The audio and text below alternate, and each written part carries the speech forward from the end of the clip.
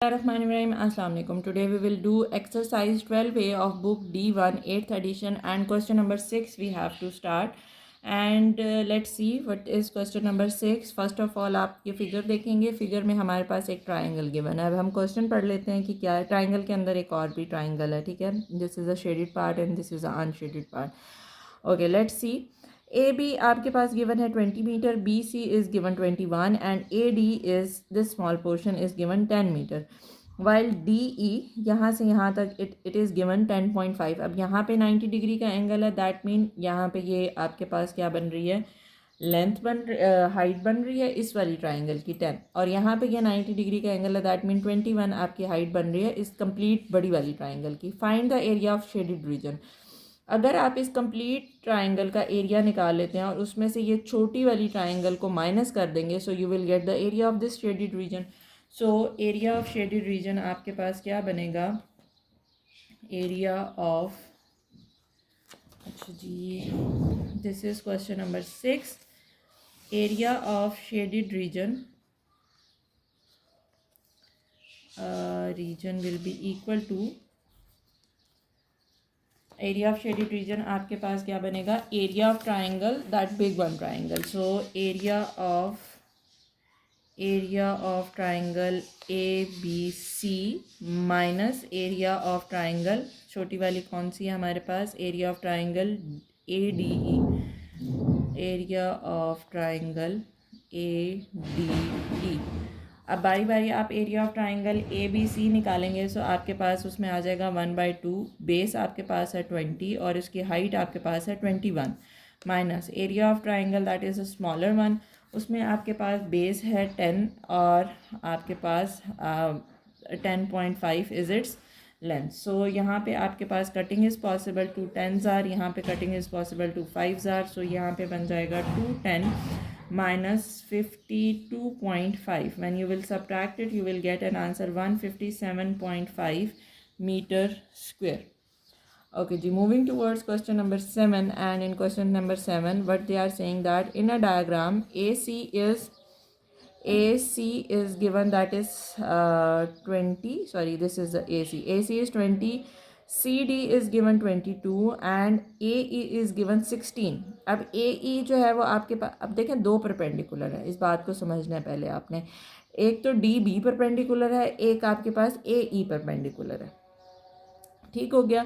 Find the length of D B की अब उन्होंने हमें लेंथ नहीं बताई हुई. अगर आप इस ट्राइंगल का एरिया फाइंड आउट करते हैं using the height 16, so that will be the area same if you will find out the area of the triangle using the height B D. Area of triangle तो same रह रहा है, उसमें कोई change नहीं हो रहा, सिर्फ आप हाइट चेंज कर रहे हैं और आप बेस चेंज कर रहे हैं. जब आप हाइट ले रहे हैं 16 तो इसकी बेस आपके पास क्या बन रही है, 22 बन रही है. जब आप हाइट लेंगे डी बी तो इसकी बेस आपके पास क्या बनेगी, 20 बनेगी. सो इसी कॉन्सेप्ट को यूज़ करते हुए हम लोग फाइंड आउट करेंगे साइड. सो पहले आपने फाइंड आउट करना है area of triangle. Area of triangle कौन सी है आपके पास, ए सी डी है. दोनों सूरतों में आपके पास ए सी डी ही यूज़ हो रही है. अब ए सी डी में आप ए ई को हाइट ले रहे हैं और सी डी को आप क्या ले रहे हैं, बेस ले रहे हैं. 1/2 बेस इंटू हाइट. और मैं यहाँ पे लिख भी रही हूँ कि आपके पास बेस कौन सी है, दैट इज़ डी सी, और हाइट कौन सी है, दैट इज़ ए ई. अब area is same because the figure is same, only you are interchanging the height and the base. So 1/2 base is that is 22 and AE that is height 16. Cutting is possible. अगर cutting नहीं करनी direct calculator से करना, that is your choice, but cutting जब जहाँ पे possible है हम वहाँ पे कर सकते हैं. ओके 176 सेंटीमीटर स्क्वायर आ गया. अब now this is the area is same जो आप सेकंड वाला हम यूज़ कर सकते हैं. ठीक है.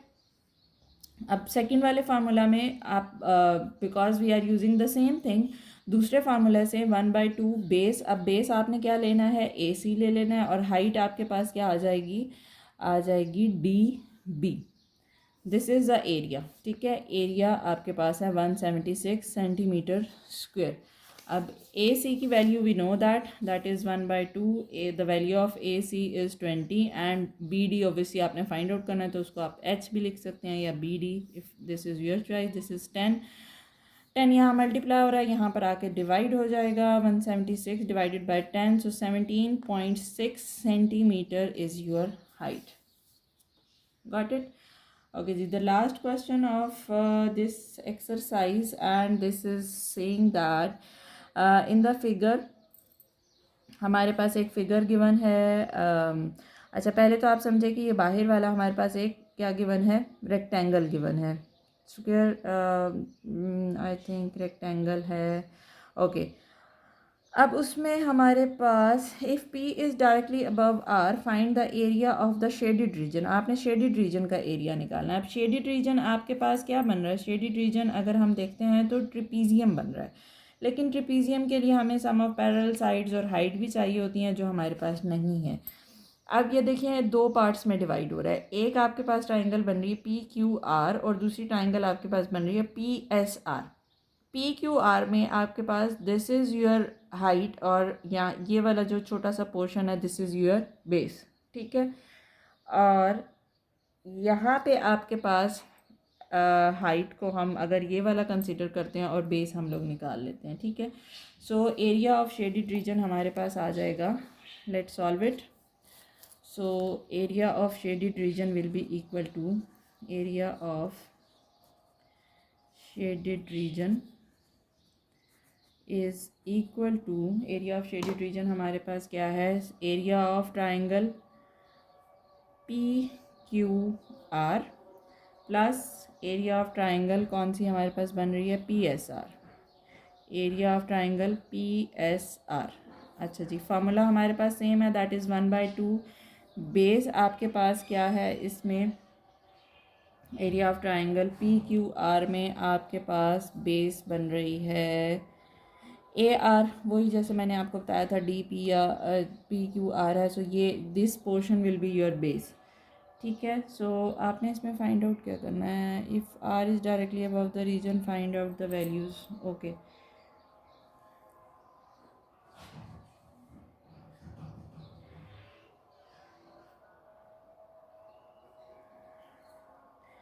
PR आपके पास बन रहा है, wait let me check. Okay जी, from here the first triangle it is AR, क्योंकि ये हमारे पास इसका बेस बन रहा है और RP इज़ द हाइट. तो AR आपके पास आ रहा है 7 और हाइट आपके पास कितनी आ रही है 23 plus area of the triangle that is 1/2 PSR. अब PSR में आपके पास क्योंकि ये वाली चीज़ आपके पास इसकी बेस बन रही है that is 13.5 and height is same that is 23. ठीक हो गया. अब आप इसको जब काउंट डाउन करते हैं तो आपके पास बनता है, अच्छा जी 1/2. इसको हम सिंप्लीफाई कर लेते हैं. इसमें आपके पास आंसर बनेगा, let me check, 1/2 7 into 23 multiply with 0.5 and the answer is 80.5 and plus यहाँ से आंसर बनेगा 13.5 multiply with 23 multiply with 0.5 and the answer is 155.25. when we will add them plus 80.5, so the answer is 235.75. this is your final answer of the total area and the unit in is meter square. So that is the end of your exercise 12a. See you in the next video. Till that, Allah Hafiz.